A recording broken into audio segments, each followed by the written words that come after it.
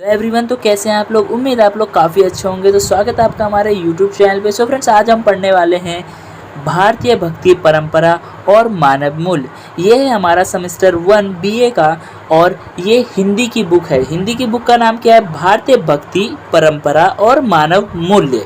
यानी कि हम भारत में जितनी भी भक्ति परंपराएं हैं उन सभी चीज़ों के बारे में पढ़ने वाले हैं। और तो और इसमें मानव मूल्य यानी मानव के क्या कार्य हैं, क्या क्या उसके अधिकार हैं, मानव मूल्य को हम पढ़ने वाले हैं। इसकी क्या मूल्य, क्या महत्वता है, उन सभी चीज़ों को इस बुक के माध्यम से हम जानने वाले हैं। और आज का जो हमारा चैप्टर है वो है चैप्टर 1, जिसका नाम है भक्ति, अर्थ और अवधारणा। यानी कि भक्ति क्या है, उसका अर्थ क्या है और उसकी अवधारणा क्या है। अवधारणा यानी उसकी मान्यता क्या है।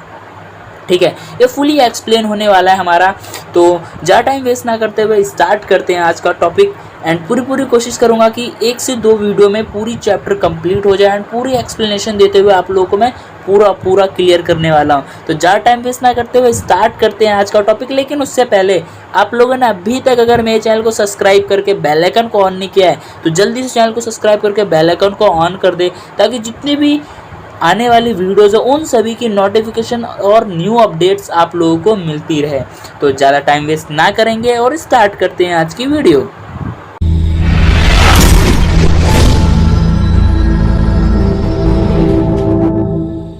सो फ्रेंड्स, आज का जो चैप्टर है, जैसा कि मैंने आप लोगों को बता दिया, आज हम वो कौन सी बुक पढ़ने वाले हैं? भारतीय भक्ति परंपरा और मानव मूल्य। ये हमारी बुक का नाम है। और आज का जो चैप्टर है 1, भक्ति, अर्थ और अवधारणा। यानी कि भक्ति का अर्थ क्या है, उसकी अवधारणाएं क्या है, वो सभी चीज़ें हम इसमें पढ़ने वाले हैं। बहुत ही मज़ा आने वाला आज के टॉपिक में।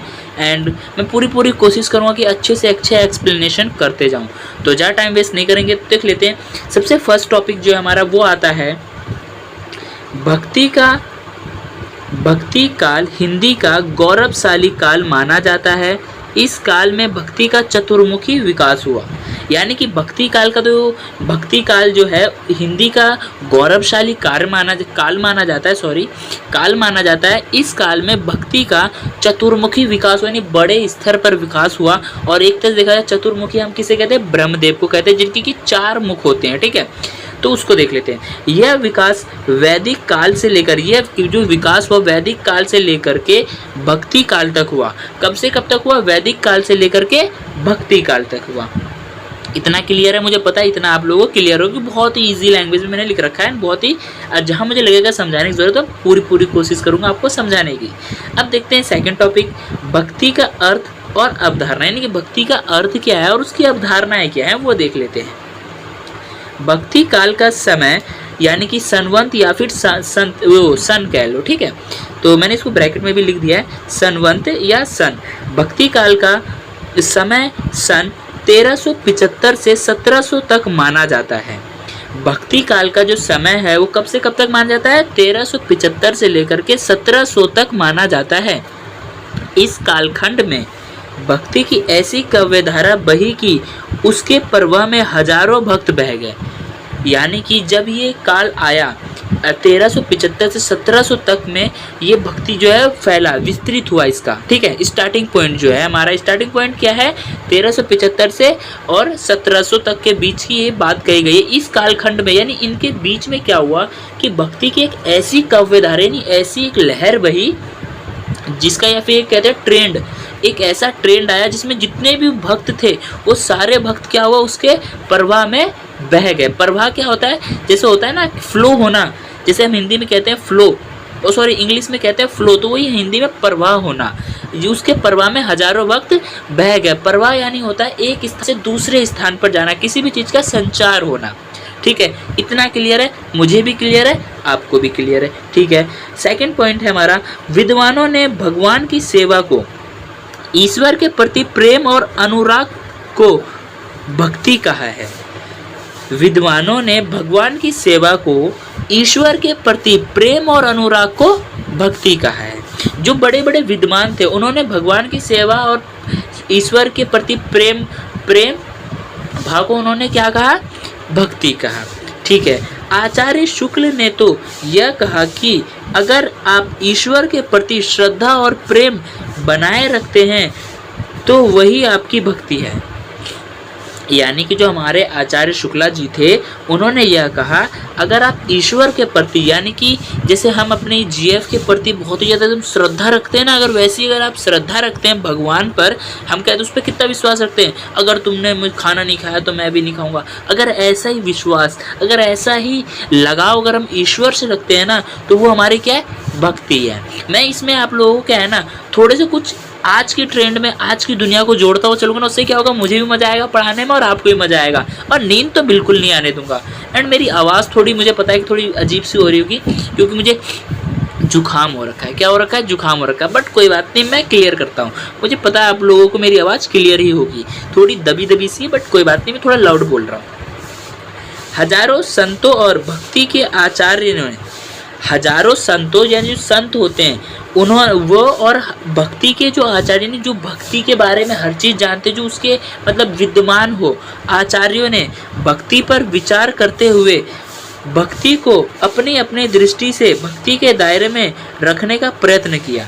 यानी कि हजारों संतों और भक्त आचार्यों ने क्या किया, भक्ति को अपने अपने तरीके से, अपने अपने तरीके से, अपनी अपनी दृष्टि से, अपने अपने अनुभव से उसको क्या क्या भक्ति के दायरे में रखने का प्रयत्न किया। जैसे कि आपने 12th क्लास में पढ़ा था अलवार और नयानार, ये दो भक्ति परंपराएं थी। अलवार नयानार, और इसमें एक शिव भक्ति करते थे और एक विष्णु भक्त करते थे।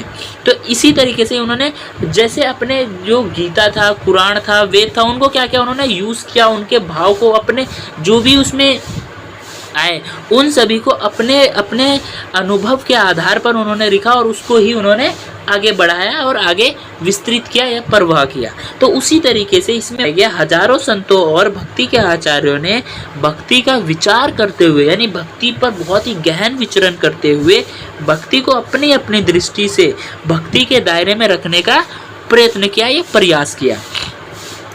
उन्होंने अलग अलग ढंग से इसे परिभाषित करने का प्रयास किया। उन्होंने क्या किया, इसे अलग अलग ढंग से परिभाषित करने का प्रयास किया, और वो कैसे कैसे किया वो मैं आपको आगे बताऊंगा। यहाँ अगर बता दूंगा तो फिर क्या है कि जितनी भी ट्विस्ट वाली चीज़ें ना वो सब खत्म हो जाएंगी। तो मैं आप लोग क्या करूँगा, वो सारी चीज़ें जो अभी यहाँ आ रही है ना, मतलब आगे भी आएंगी वो, तो जो आगे आएंगी मैं आपको वहाँ बताऊँगा, ठीक है। और यहाँ पे बस इतना मोटा मोटा याद रखो, ज़्यादा याद रखने की कोई ज़रूरत नहीं, तो आप लोग भूल जाओगे। सभी भक्तों ने अपने अपने मत और बुद्धि से इसे भक्ति को परिभाषित करने का प्रयत्न किया। सभी भक्तों ने क्या किया, अपने अपने मत और अपने अपने बुद्धि से इसे परिभाषित करने का प्रयास किया। इतना क्लियर है, मुझे पता है इतना क्लियर हो गया। अगर आप लोग चाहो तो इसको लिख भी सकते हो, क्योंकि ये पूरे नोट्स पढ़ा रहा हूँ मैं आप लोगों को। अब आप लोग बुक पढ़ोगे तो बुक में भी मिल जाएंगे आपको आसानी से, क्योंकि ये जो हमारी बीए की फर्स्ट ईयर या सेकंड ईयर थर्ड जितनी बुक हैं उन सभी बुक में क्या है कि नोट्स खुद ही बने हुए, बट उनमें से कुछ टॉपिक को ऐसे निकालना होता है।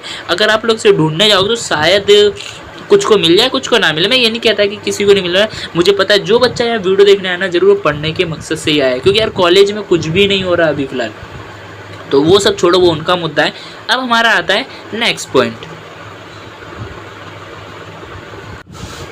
सो फ्रेंड्स, अब आता है हमारा नेक्स्ट टॉपिक, जो कि हमने प्रयत्न किया तक पढ़ लिया। उसके बाद देखो नेक्स्ट टॉपिक क्या है, नेक्स्ट पॉइंट क्या है हमारा, भक्ति से संबंधित प्राचीन ग्रंथ, भक्ति से संबंधित प्राचीन ग्रंथ नारद भक्ति सूत्र। नारद भक्ति सूत्र में भक्ति की परिभाषा देते हुए कहा है कि ईश्वर के प्रति परम प्रेम रखना ही भक्ति है, या रखता है लिख दिया, प्रेम रखता है, रखना है होना चाहिए, ठीक है। भक्ति से संबंधित प्राचीन ग्रंथ नारद भक्ति सूत्र में ये भक्ति की परिभाषा देते हुए यह लिखा गया है या यह कहा गया है कि ईश्वर भगवान के प्रति परम प्रेम रखना ही भक्ति है। परम प्रेम रखना ही भक्ति है। इतना क्लियर है, ठीक है। इसी तरह से अब हमारा आता है नेक्स्ट पॉइंट। इसी तरह से भक्ति के चर्चित ग्रंथ, एक और ग्रंथ हमारा सामने आता है, बहुत ही चर्चा में थी। क्या चर्चा में क्या है, कौन सा ग्रंथ, वो सांडलीय भक्ति सूत्र। मेरे को थोड़ा हिंदी पढ़ने में थोड़ी मिस्टेक्स हो सकती है, तो प्लीज़ आप लोग थोड़ा मेरे साथ कोऑपरेट करें, ठीक है। तो क्योंकि यार यहाँ पे वर्ड जो है ना, जब मैं नोट्स बना रहा था तो उस समय भी मुझे काफ़ी ज़्यादा प्रॉब्लम्स हो रही थी, बट कोई नहीं, मैं कोशिश करूँगा थोड़ा स्लो पढ़ूँ, बट सही पढ़ने की पूरी कोशिश करूँगा। अगर गलत होगा तो यार आप लोग हो ना बता देना कहाँ गलती हुई है, क्योंकि आप लोगों का फीडबैक भी ज़रूरी है। आप लोगों का फीडबैक मिलेगा तभी तो मैं आगे सुधार करूँगा, ठीक है। इसी तरह से भक्ति के चर्चित ग्रंथ सांडलीय भक्ति सूत्र में भक्ति पर विचार करते हुए कहा है, ईश्वर के प्रति भक्त की परम अनुरक्ति क्या होता है? लगाव। अनुरक्ति क्या होता है? लगाव ही भक्ति है। यानी कि जो हमारा नारद भक्ति सूत्र में कहा गया है उसी को सांडलीय भक्ति सूत्र में भी लिख दिया गया है कि भक्ति का विचार करते हुए कहा गया है कि ईश्वर के प्रति व्यक्त की गई परम अनुरक्ति लगाव ही भक्ति है। इसका कहने का अर्थ यह है कि भक्ति का भगवान के प्रति गहरा अनुराग यानी विश्वास, भरोसा, संबंध, जैसा हमारा अपनी जीएफ होता है ना, उसी तरीके से विश्वास होना चाहिए कि यार वो मुझसे बात करती है और किसी से बात नहीं करती है, फ़ोन बिजी आ रहा है, हो सकता है अपने चाची से बात करी, हो सकता है अपने बुआ से बात करी, ऐसा विश्वास होना चाहिए। और संबंध तो ऐसा होना चाहिए कि अगर एक दो बार अगर भगवान, जैसे कहते हैं ना, हम उनकी बहुत ही कठोर तपस्या करते हैं, भगवान फिर प्रसन्न होकर नहीं आते, तो हम लोग क्या होते हैं, निराश हो जाते हैं। और अगर यही जीएफ करे तो क्या होता है, हम लोग से पूरी कोशिश करते हैं यार आजा संबंध बनाए। तो उसी तरीके से अनुराग गहरा अनुराग, विश्वास, भरोसा, संबंध बनाए रखना, अनुराग होना चाहिए। किसके प्रति? ईश्वर के प्रति, भगवान के प्रति। कौन से सूत्र में बताया गया है? सांडलीय भक्ति सूत्र में, ठीक है। और नारद भक्ति सूत्र में क्या था? नारद भक्ति सूत्र में भी वही था कि ईश्वर के प्रति परम प्रेम रखना ही भक्ति है। ओके फाइन, ठीक है। और हमारा सांडलीय भक्ति सूत्र में क्या है? सांडलीय भक्ति सूत्र में है ईश्वर के प्रति परम प्रेम, अनुरक्ति यानी लगाव, और अनुराग यानी भरोसा रखना ही हमारा। भरोसा विश्वास एक ही होता है, मैंने यहाँ लिख रखा है भरोसा विश्वास, आप लोग देख सकते हो, मैं कलर चेंज कर देता हूँ, यहाँ पे मैंने लिख रखा है भरोसा, विश्वास और संबंध। मुझे पता है आप लोगों को दिख रहा होगा, वैसे फिर भी मैंने थोड़ा वो कर दिया, कोई बात नहीं। हाँ, अब हम आगे बढ़ते हैं अपने नेक्स्ट पॉइंट की तरफ। नेक्स्ट पॉइंट है हमारा, अगर भक्त में भगवान के प्रति विकट यानी कि गहरा अनुराग, मैंने बता दिया, भरोसा या विश्वास या संबंध हो तो, या अनुराग है तो भगवान को अपनी ओर खींचने की शक्ति उसमें आ जाती है। अगर मेरे अंदर ये एकदम दृढ़ निश्चय कर लूँ कि यार मुझे वो चीज़ चाहिए, चाहे कुछ भी हो जाए मुझे चाहिए। जैसे हम कहते हैं ना, वो लड़की अच्छी लग रही है यार, मुझे उससे बात करनी है और मैं करके रहूँगा और हम करते भी हैं। आप लोग सोच रहे हो मैं जीएफ का क्यों ले रहा हूँ, क्योंकि अगर मैं इसको ना लूँ ना तो आप लोग क्या कि इंटरेस्ट बिल्कुल नहीं दिखाने वाले। और हाँ, लास्ट में कमेंट में बताना जरूर, अगर आप लोग कुछ समझ में नहीं आता वो पूछ लेना, और ये जरूर बताना कि मेरी क्लासेस कैसी लगी आपको। वैसे ये फर्स्ट क्लास है तो थोड़ा अच्छा ही लगने वाला है, एंड वैसे पढ़ने में तो यार किसी को अच्छा नहीं लगता है, तो देखते हैं कौन कितना करता है। फिर भी जो भी है मैं अपनी तरफ से पूरी कोशिश कर रहा हूँ। अब क्या होता है क्या नहीं होता वो आपके ऊपर डिपेंड करता है, ठीक है। एंड हाँ, फीडबैक ज़रूर देना अपना। क्या है, अगर भक्त में भगवान या ईश्वर के प्रति विकट यानी कि गहरा अनुराग यानी संबंध, भरोसा, विश्वास हो तो भगवान को अपनी ओर आकर्षित यानी खींचने की शक्ति उसमें आ जाती है। असल में यही भक्ति है, असल में क्या है, यही भक्ति है, ठीक है। इन सब का निचोड़ यह है कि भक्त यदि ईश्वर से प्रेम करता है तो ईश्वर के प्रति लगाव बन जाता है, लगाव रखता है, उसके प्रति झुकाव रखता है। यानी देखो, इन सब का निचोड़ यह है कि यदि भक्त ईश्वर से प्रेम करता है, ईश्वर के प्रति लगाव रखता है, उसके प्रति झुकाव रखता है, यानी उसकी ओर आकर्षित होता है, उसकी ओर उन्मुख होता है, यानी उसके लिए वो क्या होता है कि अगर वो मिल जाए तो उसको सब कुछ मिल जाए, उन्मुख होना, यार अगर मुझे ये मिल जाए ना मैं खुश हो जाऊंगा, धन्य हो जाऊंगा, ऐसा हो जाना, ठीक है। तो यही सरल शब्दों में भक्ति है, सीधे शब्दों में कहा जाए तो यही भक्ति है। क्या है, यही भक्ति है। और अगर अब हमारा आता है, छोड़ो मैं कुछ बोलने वाला था बट बोलना नहीं चाह रहा, कोई बात नहीं। हाँ, नेक्स्ट पॉइंट हमारा आता है, इस तरह से भक्ति में अपने इष्ट देव के प्रति, इष्ट देव कौन होता है, जिसको हम मानते हैं, चाहे वो हनुमान जी हो, मतलब भगवान हो, अल्लाह हो, गॉड हो और लॉर्ड, जो भी हो, जो लोग मानते हैं, मुझे नहीं पता क्या क्या मानते, मैं तो फिलहाल भगवान, अल्लाह, लॉर्ड इनको जानता हूँ, ठीक है। तो देखो, इन अपने इष्ट देव के प्रति श्रद्धा और अनुराग यानी कि श्रद्धा और अनुराग के भाव व्यक्त करता है या व्यक्त किया जाता है, तो वो क्या है, उसकी भक्ति है। क्या है, भक्ति है। ठीक है, ये भी हमारा क्लियर हो गया। मुझे पता है इतना आप लोग क्लियर हो गया, इतना मुझे भी क्लियर होता है। अब हम बढ़ते हैं आगे अपने नेक्स्ट टॉपिक की तरफ। सो फ्रेंड्स, मुझे पता है जितना हमने अभी तक पढ़ा, जितने टॉपिक्स हमने पढ़े वो सारे टॉपिक्स आप लोगों को क्लियर हैं। तो अब हमारा आता है नेक्स्ट टॉपिक। प्राचीन शास्त्रों में भक्ति के 9 प्रकार बताए गए हैं। जो प्राचीन शास्त्र है हमारे, उसमें भक्ति के कितने प्रकार बताए गए हैं, 9 प्रकार बताए गए हैं।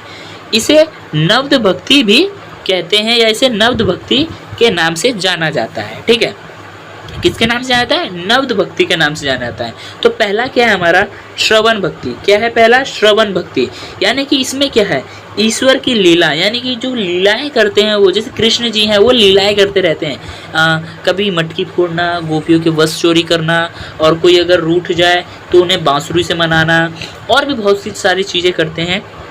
उसके बाद कथा, जो कथा होती है उनकी कथाएं सुनना, फिर उनके महत्व को जानना, उनकी शक्ति को जानना और शक्ति के स्रोत को जानना। क्या है, शक्ति के स्रोत को जानना इत्यादि को प्रेम श्रद्धा सहित अतृप्त मन से निरंतर सुनता रहना। अतृप्त क्या होता है, यानी कि ये होता है तृप्त, यानी कि यार मैं इस चीज़ से ना, जैसे मेरे को अगर मिल जाए कि अगर मुझे अभी मुझे चाहिए एक रोल्स रॉयस चाहिए, रोल्स रॉयस लेने के बाद क्या होगा, मैं तृप्त हो गया और मुझे कुछ नहीं चाहिए, तो क्या वही हमारी तृप्ति होगी। उसके आगे अगर मुझे कुछ मिलेगा तो मैं उसकी इज्जत नहीं करूँगा। और यही अगर जो ज्ञान है, अगर कोई भी ज्ञान है ना, अगर मैं ज्ञान की बात करता हूँ, अगर आप लोगों ने आधा चैप्टर पढ़ के बोला ना यार मुझे पूरा आ गया, मैं सब कुछ जान गया, तो आप कहते हैं ना आधा अधूरा ज्ञान खतरनाक होता है। तो उसी तरीके से अगर आप किसी भी चीज़ के प्रति तृप्त हो गए तो वो वहीं से उस चीज़ का घटना शुरू हो जाता है। इसलिए अतृप्त यानी कि कभी तृप्ति मत हो, असंतुष्ट, कहते हैं ना कितना भी खिला दो इसको असंतुष्ट ही रहता है ये। तो उसी तरीके से लालच रहना कि यार मैंने इतना सुना, मैंने इतना पाठ पढ़ लिया, यार देखो आगे क्या है, उस चीज़ के बारे में श्रद्धा सहित अतृप्त मन से निरंतर सुनते रहना या सुनना, वो क्या है हमारा श्रवण भक्ति है। ठीक है, अब हमारा आता है नेक्स्ट क्या है हमारा, कीर्तन भक्ति। कीर्तन आप लोग बहुत बढ़िया से जानते हैं, फिर भी मैं एक बार पढ़ देता हूँ। ईश्वर के गुण यानी कि उनके गुणों के बारे में बात करना, उनका चरित्र, नाम, पराक्रम यानी उनका चरित्र कैसा था, उनके नाम क्या क्या थे, कितने नाम थे, और उनका पराक्रम यानी कि उन्होंने क्या क्या काम किया या कैसे पराक्रमी कैसे बने वो, उन सभी का आदि पराक्रम आदि का आनंद एवं उत्साह के साथ कीर्तन करना। किसके साथ, उत्साह के साथ, यानी जोश के साथ उत्साह करना, और जोश के साथ मतलब एक अलग ही उत्साह, मन से उत्साह होना, दूसरा वाला जोश में समझ लेना तुम लोग। ठीक है, तो चलते हैं आगे। थर्ड आता है हमारा स्मरण भक्ति।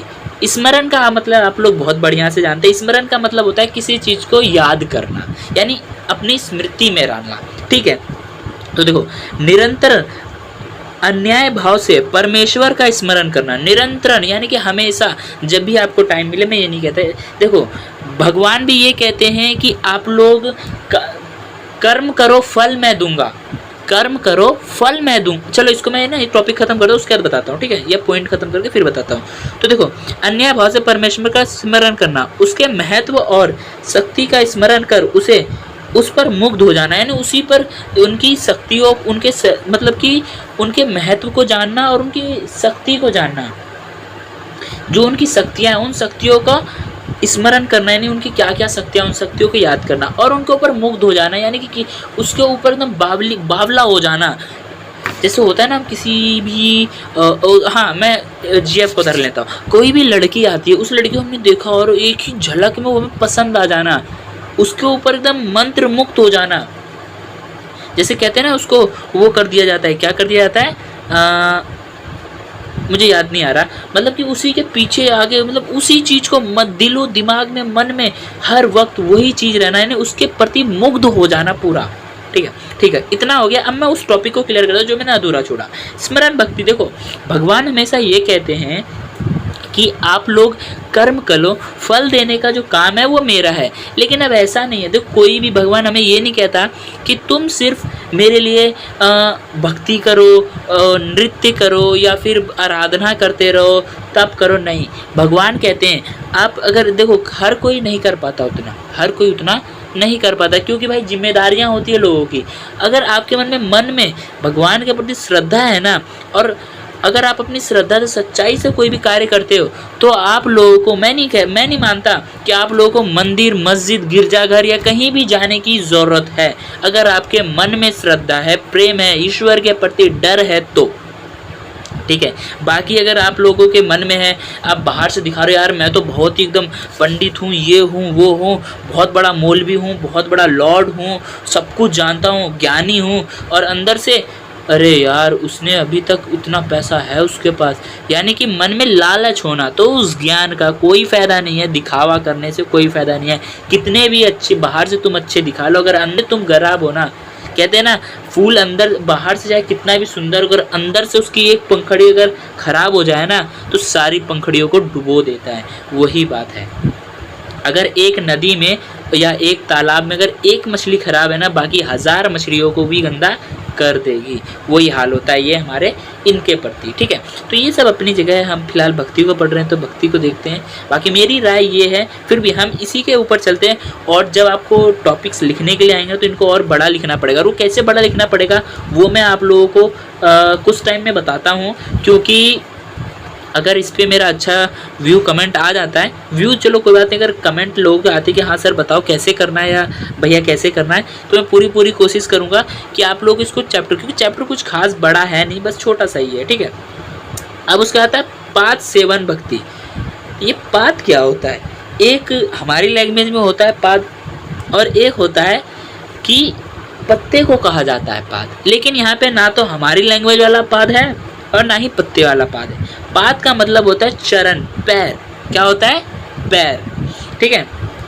पाद सेवन भक्ति, ईश्वर के यहाँ देखो जो आ गया ना, ईश्वर के चरणों का आश्रय लेना, ईश्वर के चरणों का आश्रय लेना और उन्हीं को अपना सर्वस्व समझना। यानी कि पाद सेवन भक्ति में यह कहा गया है कि जो हमारे ईश्वर है, इष्ट देव हैं, उनके चरणों में आश्रित हो जाना, उनके प्रति समर्पित हो जाना, उनके ऊपर, ठीक है। जैसे कि अगर मैं एक एग्जांपल लूँ, जैसे हम अपनी वाइफ या जीएफ के लिए हो जाते हैं ना, एकदम समर्पित हो जाते हैं। अगर उसने कह दिया अभी जैसे दिन हो रही है और उसने कह दिया नहीं रात हो रही है, तो हम कहते हैं हाँ रात ही हो रही है। तो वैसी समर्पित हो जाना, उनके लिए जो भी कार्य हमें करना पड़े हम करें, उनके लिए समर्पित हो जाना, उनकी सेवा में लीन हो जाना, कुछ इस प्रकार, ठीक है। अपना सर्वस्व उनको समझ लेना, यानी कि जो भी है सब सामने वाला बंदा या मेरे ईश्वर है, ऐसा समझ लेना, ठीक है। अब चलते हैं आगे। अर्चना भक्ति क्या आता है? अर्चना भक्ति मन, वचन और कर्म द्वारा पवित्र सामग्री से ईश्वर के चरणों का पूजन करना। यानी कि यहाँ पे डॉट लगाना था मेरे को, जो कि मैं नहीं लगा पाया, डॉट लगा देता हूँ। हाँ, मन यानी कि हमारे मन में ना कोई भी छल कपट जैसी चीज़ नहीं होनी चाहिए, छल कपट जैसी चीज़ नहीं होनी चाहिए। मन एकदम शुद्ध होना चाहिए, शुद्ध भाव से हमें करना चाहिए। वचन यानी कि कभी भी हमें किसी के लिए ऐसा नहीं है कि हम अपने बारे में अच्छा सोचें तो सामने बारे में बुरा सोचें। अगर मैं उसके लिए अच्छा नहीं सोच सकता तो बुरा भी ना सोचूं। वचन भी हमारे साफ होने चाहिए। और कर्म सबसे ज़्यादा महत्वपूर्ण, सॉरी कट कर दिया मैंने से, कर्म जो है सबसे ज़्यादा महत्वपूर्ण है। क्या है? कर्म सबसे ज़्यादा महत्वपूर्ण, क्योंकि जो कर्म आप आज करते हो ना, उसका फल आपको भविष्य में मिलता ही मिलता है। अगर आज आप ज्ञान लेते हो, आज आप ये पढ़ लेते हो, हम कहते हैं यार इतना पढ़ने से क्या फ़ायदा है। देखो फ़ायदा कुछ नहीं है, मैं भी कहता हूँ, लेकिन कभी ना कभी वो आपको सक्सेस देगा। हमने 9th 10th 12th 11th 12th class में हमने क्या पढ़ा? थ्योरी पढ़ा, क्या नाम है उसका, बादशाह कब आया, लाल बहादुर जाफर कब आया, इसका चंपारण युद्ध कब, चंपारण का ये कब हुआ, ये सब चीज़ें, यानी जितनी भी चीज़ें हैं जो हमने पीछे पढ़ चुकी है, थ्योरी वगैरह, मैथ में साइन कॉस थीटा, जितना कुछ पढ़ा, क्या वो आपको लाइफ में अभी तक काम आया? नहीं आया। लेकिन वो कभी ना कभी काम ज़रूर आएगा, कभी ना कभी काम ज़रूर आएगा। मैं ये नहीं कहता कि ज्ञान, अगर आपने ज्ञान ले लिया ना तो आज नहीं तो कल, कल नहीं तो परसों काम आएगा तो आएगा। इसलिए मन, वचन और कर्म द्वारा पवित्र, यानी इन तीनों चीज़ों से पवित्र हो जाना, पवित्रता से, यही तीन चीज़ें क्या हमारी, ये तीन हमारी सामग्री है। किसके लिए? ईश्वर की पूजन करने के लिए, या ईश्वर के चरणों का पूजन करने के लिए, ईश्वर के प्रति अपना प्रेम भाव व्यक्त करने के लिए। यही क्या है हमारा सब कुछ है। जो कहते हैं ना, अभी हम सामग्री मंगाते हैं, फूल मंगाओ, नारियल मंगाओ, देसी घी, चंदन की लकड़ियाँ, बहुत कुछ इत्यादि वगैरह इत्यादि। तो देखो वो सभी चीज़ें उतनी मान्यता नहीं रखती है। हमारा अगर मन कर्म शुद्ध है ना तो पूजा हम स्वयं भी कर सकते हैं। अगर हम कहते हैं हम भगवान को कहाँ ढूंढने जाते हैं? मंदिर में। अगर ढूंढने वाला बंदा होना, सच्चा भक्त हो, तो उसके दिल में बसते हैं भगवान। कहाँ बसते हैं? हृदय में बसते हैं। जहाँ उनकी जीभ बसती है ना हमारी, वहीं बसते हैं भगवान। ठीक है। तो अब आता है हमारा बंधन भक्ति। क्या आता है? बंधन भक्ति। भगवान की मूर्ति को अथवा भगवान के अंश रूप में व्यक्त भक्तजन, आचार्य, ब्राह्मण, गुरुजन, माता पिता आदि को परम आदर सत्कार के साथ पवित्र भाव से नमस्कार करना या उसकी सेवा करना क्या है? ये भी एक तरह की भक्ति है।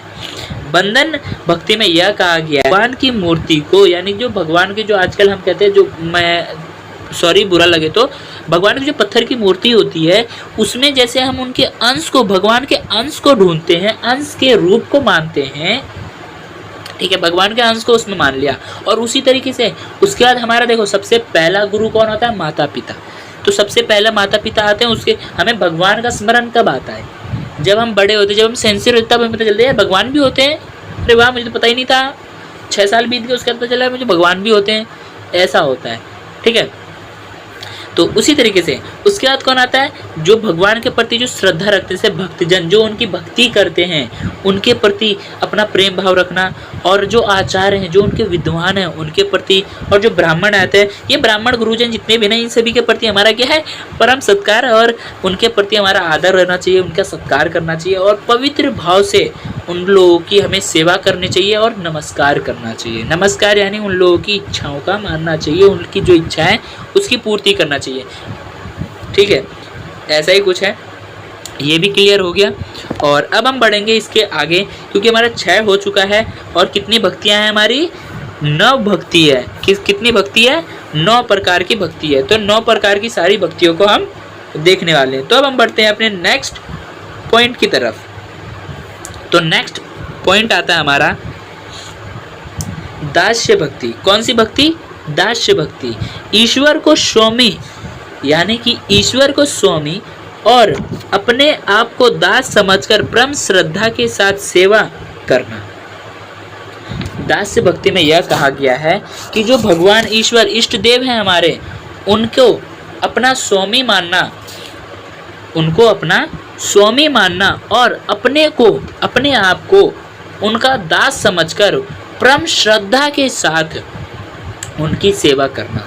ठीक है, ये समझ में आ गया। सिंपल लैंग्वेज में लिखा है, ज़्यादा एक्सप्लेन करने की ज़रूरत नहीं है। एंड अभी तक मैंने वैसे बहुत सारे एग्जाम्पल्स दे दिए, तो आप लोग बोर हो जाओगे यार, फिर अच्छे कमेंट करोगे तो मुझे अच्छा लगेगा ना। चलो अब बढ़ते हैं आगे। शाक्य भक्ति। कौन सी भक्ति? शाक्य भक्ति। ईश्वर को ही अपना परम मित्र समझकर, ईश्वर को ही अपना परम मित्र समझकर अपना सर्वस्व उसे समर्पण कर देना। जैसे हम एक एग्जांपल देना चाहूँगा। जैसे हम अपनी जीएफ को सब कुछ मान लेते हैं, सब कुछ, अपना हर चीज़ उसके ऊपर समर्पित कर देते हैं।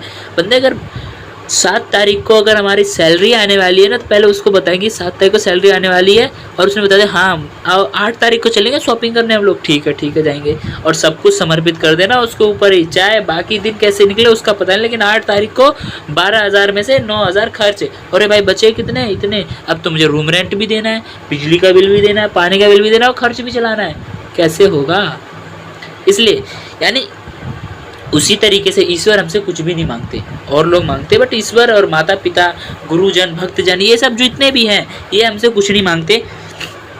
तो देखो, ईश्वर को ही अपना परम मित्र समझकर अपना सर्वस्व उसे समर्पण कर देना, तथा सच्चे भाव से अपने पाप पुण्यों का निवेदन करना। क्या निवेदन करना? पाप और पुण्यों का निवेदन करना। ठीक है, उसके बाद हमारा आता है नेक्स्ट और लास्ट भक्ति है, जो कि है आत्मनिवेदन भक्ति।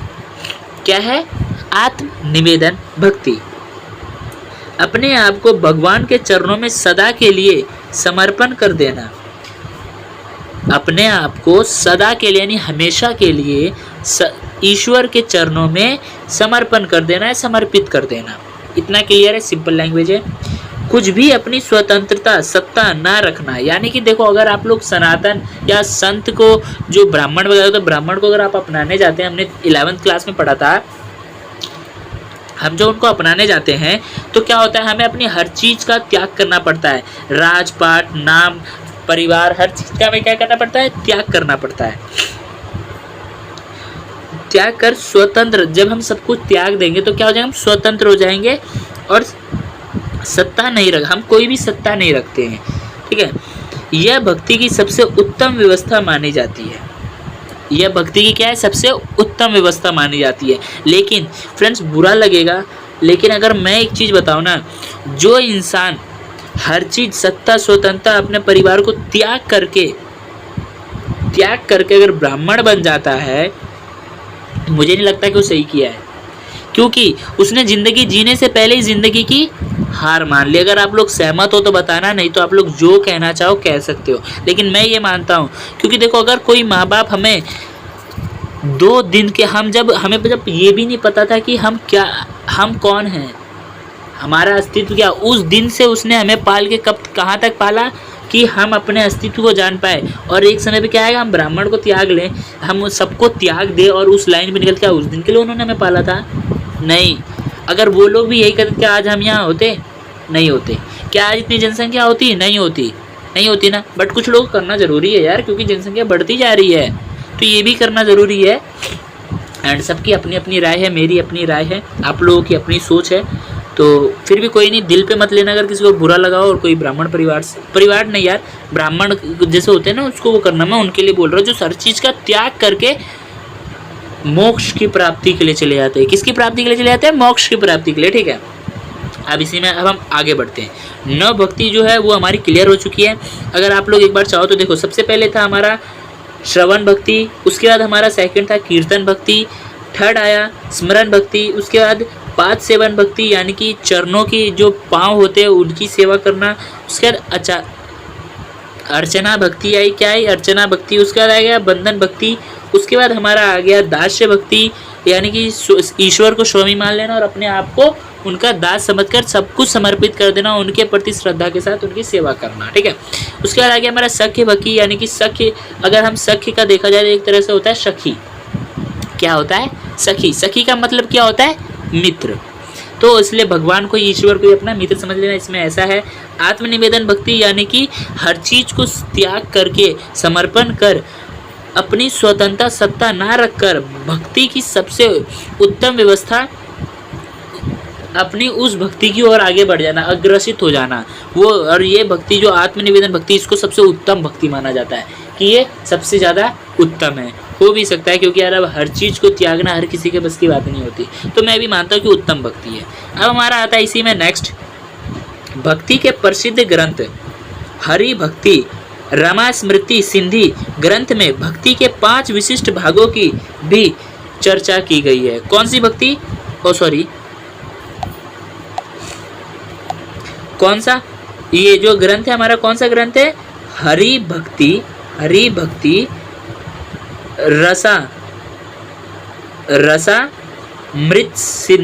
रसामृत सिंधु ग्रंथ में भक्ति के 5 विशिष्ट भावों की भी चर्चा की गई है। अब उनको तो एक्सप्लेन करने की जरूरत नहीं है, फिर भी मैं एक बार बता देता हूँ इनमें क्या क्या है। ठीक है, तो देखो इसमें है, सबसे पहले हमारा आता है श्रृंगार, यानी कि जैसे आपने कृष्ण भगवान को देखा ना, उनके लिए श्रृंगार वो। उसके बाद बतशल यानी वस्त्र, यानी कि जो उन्होंने वस्त्र पहने थे, आधे जो मतलब आधे नहीं, कैसे वस्त्र थे उनके, मुझे उतना ध्यान नहीं, फिर भी वस्त्र, ये जो है हमारा वाताश्ल्य यानी कि वस्त्र को दर्शाता है। ठीक है, उसके बाद दस्य यानी कि ये वही आ गया, हमारी दास भक्ति वाली ही यहाँ पे आ गई। उसके बाद क्या है, शख यानी कि वही मित्रता वाली आ गई। उसके बाद संत यानी कि सनात, इसको अपना लेना, आत्मनिवेदन भक्ति को अपना लेना। और ये क्या है, सूरदास जैसे कवियों ने इन सभी भावों का वर्णन अपने कव्य यानी कविताओं में या फिर लेखनों में किया है। यानी कि उन्होंने श्रृंगार का भी बहुत अच्छा प्रयोग किया है, बहुत अच्छे, यानी हर चीज़ को, प्रकृति को बहुत ही सुंदर बताया गया है वत्स के जरिए। और 10 यानी उन्होंने मित्रता की भाव को भी बताया गया है। ठीक है, इतना क्लियर है, मुझे भी क्लियर है, आपको भी क्लियर है। ठीक है, क्लियर है। नेक्स्ट टॉपिक है ये हमारा, इसी तरह से भक्ति के अंतर्गत भक्त ईश्वर के प्रति अनुराग का मतलब क्या होता है, ये आप लोग मुझे बताओगे, मैंने क्योंकि आप लोग कई बार बता दिया। ठीक है, अनुराग रखते हुए उनके समीप की कामना करते हैं, उनके पास रहने की कामना करते हैं, उनके पास जाने की कामना करते हैं। ठीक है, जैसे हम क्या करते हैं, अपनी जीएफ बनाया और जीएफ बनाने की, यार कब मैं उसके पास जाऊँ यार, बहुत याद आ रही है, आई मिस यू ऐसे करते हैं ना फीलिंग आ रही है ना, चलो कोई बात नहीं। इसी तरह से भक्ति के अंतर्गत भक्त ईश्वर के प्रति अनुराग रखते हुए उनके समीप की कामना करता है, यानी समीप यानी उनके पास जाने की सोचता है, जैसे हम सोचते हैं अपनी लैंग्वेज में, भगवान के प्रति नहीं, किसी और के प्रति। अब बढ़ते हैं आगे अपने नेक्स्ट टॉपिक की तरफ। ठीक है, अब हमारा आता है नेक्स्ट टॉपिक जो कि है, इसी तरह से भक्ति के अंतर्गत भक्त ईश्वर के प्रति, ये तो हमने पढ़ लिया, सॉरी। अब हमारा आता है ये वाला, भक्त तरह तरह से भगवान की उपासना करते हैं। जो भक्त होते हैं वो तरह तरह से, अलग अलग प्रकार से, भिन्न भिन्न प्रकार से क्या करते हैं, उनकी उपासना करते हैं, आराधना करते हैं, तप करते हैं, जिससे कि उन्हें क्या प्राप्त हो, मोक्ष प्राप्त हो। और वो कामना किसकी करते हैं, इसी मोक्ष की ही प्राप्ति की कामना करते हैं। एक बार मैं इसमें देख लेता हूँ क्या है, भक्त तरह तरह से भगवान की उपासना कर उससे मोक्ष की कामना करते हैं। ये जो मैंने बताया मोक्ष की कामना करते हैं, मैंने तो क्या थोड़ा एक्सप्लेन किया। और यही संपूर्ण भक्त समाज का अभिष्ट है। यही संपूर्ण यानी जितना भी ये पूरा, जितने भी भक्त है उन सभी मानना है कि इन सभी भक्त जितने भी भक्त हैं उन सभी भक्तों का ये मानना है कि हमें मोक्ष की प्राप्ति हो जाए। ठीक है, जैसे कि हमारा जीएफ के प्रति सबका क्या होता है, यार इससे ना मुझे कुछ तो बेनिफिट हो। अब क्या बेनिफिट हो वो आप लोग सोच लेना यार, मैं क्या बताऊं, अब छोड़ो। अब तो फ्रेंड्स, अगर आप लोगों को वीडियो अच्छी लगी है तो देखो, अगर वीडियो अच्छी लगी हो तो वीडियो को सबसे पहले तो आप लोग लाइक करें, शेयर करें, अपने यार दोस्तों में शेयर कर देना ताकि वो लोग भी पढ़ सके। क्योंकि यार बीए है, कॉलेज जा नहीं रहे हो, और अगर तुम्हारा ऑनर्स है तो भी अच्छा है, और ऑनर्स है तो भी अच्छा है, प्रोग्राम है तो भी अच्छा है, और ओपन से है तो बढ़िया है। मैं हूँ आप लोगों के लिए, और लगता है कि नहीं मुझे पढ़ना चाहिए इनके साथ, तो प्लीज़ आप लोग हमारे चैनल को सब्सक्राइब करें, बेल आइकन को प्रेस कर दे ताकि आप लोगों को न्यू अपडेट्स या न्यू वीडियोज़ मिलती रहे। तो मिलते हैं नेक्स्ट वीडियो में, bye bye, thanks for watching this video.